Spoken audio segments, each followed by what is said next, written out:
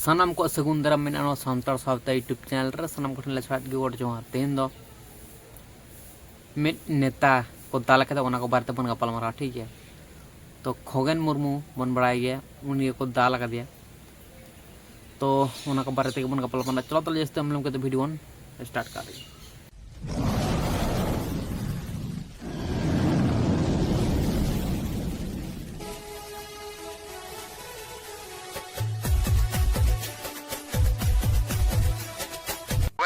जहाँ घटन घटाव का रिएक्शन घटना करना कि जहाँ तेहन बेंगल जहाँ सरकार नुको टोटाली सरकार टोटाली कोलाप्स पुलिस प्रशासन अंडर नुको जहाँ मैं उनको गुंडा बाहिनी में उनको कंट्रोल बनू को ठीक है मिट्टा एमपी लकान सानतार एमपी से बेंगल एमपी हैं उनी अटैक हकने माने तो जे कोनो साधारण हर को कोनो सिक्योरिटी बनू तक आरकी ठीक है उनी ओंडे चलाव कना कोनो राजनीतिक कोनो रकम कामी होते तो बाय चलाव कना उनी तो चलाव कना जस्ट ओंडे हर को जाय को न दूसरा को निरुवा कना उनको नेल लागी ठीक है उनका मतलब जगह चलाव खाते जुदी उनको अटैक कुआ को तो नोआ ना दुर्भाग्य तो आज बनो आरकी अच्छा अबेना मेन लेका तो टीएमसी कराव चुका को एकदम एकदम टीएमसी से कराव है एवं टीएमसी रन जाय को माने बाहरी दिसम खन माने बांग्लादेश खन से जाय को रोहिंग्या को बोलन कना को उनको तो नोडे पैसा एम करते नोडे आई कार्ड को बनाव जम कना को नो अटैक को कराव दा को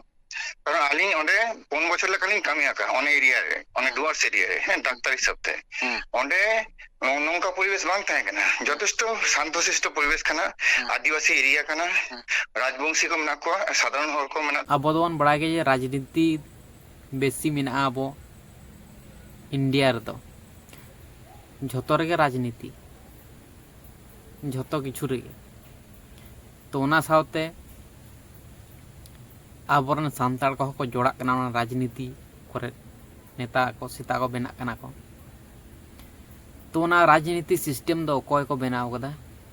ना दोन बड़ा गे जे दिकु छतिक कना को जाए इंग्रेज को बना हटो ला थे संविधान सिस्टम दो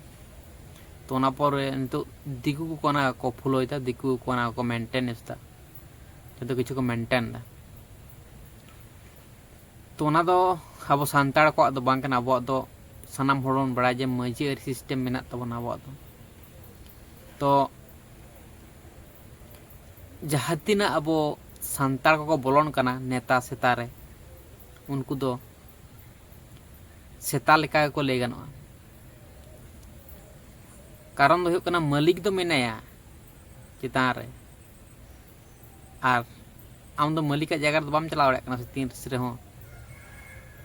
मालिक जगह रे दो आम सब को बिराट चितान रम रकाब कना किंतु होड़ा कंट्रोल रे मेना में जहाँ तीन नुकु मंत्री को मेना को सानताड़ मंत्री को जतन में आको कंट्रोल दो बनु को होड़ा कंट्रोल रे आको मेना को चेदा नो कथा मेनदा जुदी आको कंट्रोल रे आको लका को ताहे को एखान दो नितुते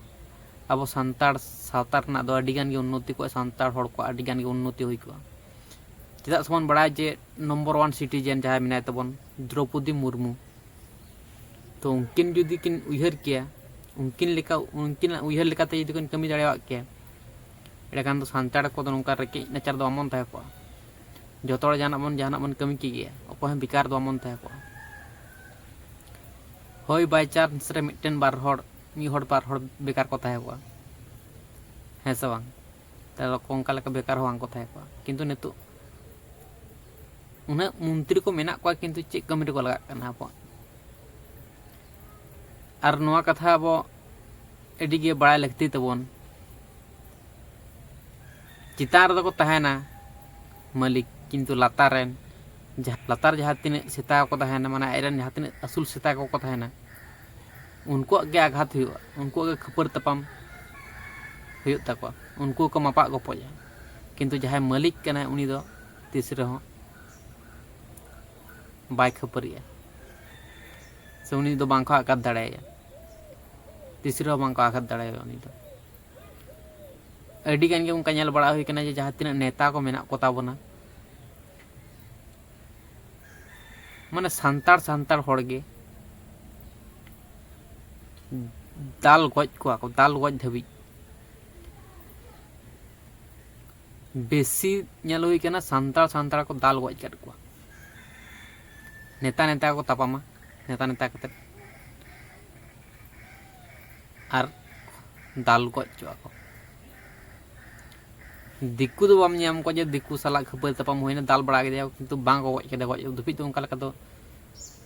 होई बड़ा kan रह बांग नेल नाम kana किंतु सांतार को गज का को उनका तो नेल नाम बड़ा से आंजम बड़ा होई किना तले उना खातिर मेना जे राजनीति करे दाल पे बोलो बड़ा तबना अब सांतार को दो यदि बोलन खान दो अब सांतार माझी सिस्टम उनका लगा केटेज तवन पे केटेज तवन पोना के बोलन तवन पोना के पैसा इनकम रेना पद्धति सिस्टम मेना दवन पे जेमन राजनीति जेमन सिस्टम मेना उनका लगा के बनाव कतावन पे ओंडे खना करा तवन पे अब लेकाते सत नापाय भाबते सठिक विचार अते सठिक विचार जेमन ᱧᱟᱢᱚᱜ मान नितो तो माने न्याय विचार माने सठिक विचार तो बांग ᱧᱟᱢᱚᱜ कना ओका जायगा रह सठिक विचार जेमन ᱧᱟᱢᱚᱜ मान ओका लेका भाबते कराव लगती कना इन दिन नितो जहां संविधान सिस्टम ना रे सठिक विचार को ᱧᱟᱢ दा उनका मने तावना नितो बन बड़ाय जब विराट कोहली जहाय क्रिकेटर ताहे कना मिद समय कैप्टन को दोहले ताहे उनी बायरे दिसम दड़ किदा कारण दो कना उनी सला उनका लका नाचार होइलेना उनी हो बुझ दड़ा उकादा जे नोआ इंडिया रे दो सठिक विचार दो बांग ᱧᱟᱢᱚᱜᱼᱟ लहा तो को सस्ती को मा दाल आदो मोरा में को तारपरे मा विचार हुआ लहार दो समाधान बांग हुआ दाल आदो मोरा के दिया को मोरो मोरो भाव उन समय दो सठिक विचार हुई तमा जे हाँ ठीक ठीक ठीक आमगे ठीक एम ताहे कना आमा कथा के सरेस आमा दो कोनो भूल बनुआ नुकुआ के भूल नुकु के सजा एम लगती किंतु उनको तो सस्ती बांग को ᱧᱟᱢᱟ जहाय दोषी कना कोनो सस्ती बांग को ᱧᱟᱢᱟ तो नोका लकाना सिचुएशन नोडे तो माने सठिक विचार दो बांग हुई आबो इंडिया रे दो आर बामबन ᱧामा नोडे दो शासन रेना दिसोम कना शासन कते को चलावदा आबो इंडिया दो नितो हो शासन रेना जुग मिना के अब आमबन बुझ दले कना ओका ओका भाव तन शासन होचोक कना नो अब सिस्टम टा बामबन बुझ दले कना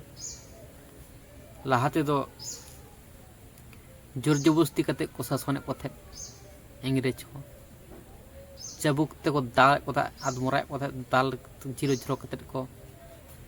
बार को बजा ता थे तो नितो दो अब बांग को दाले बोना किंतु दाले बोना को लाए रे को दाले बोना आमन बुझ दड़े कना भीतर भीतर ते को दाले बोना जोता किछिर को दाले बोना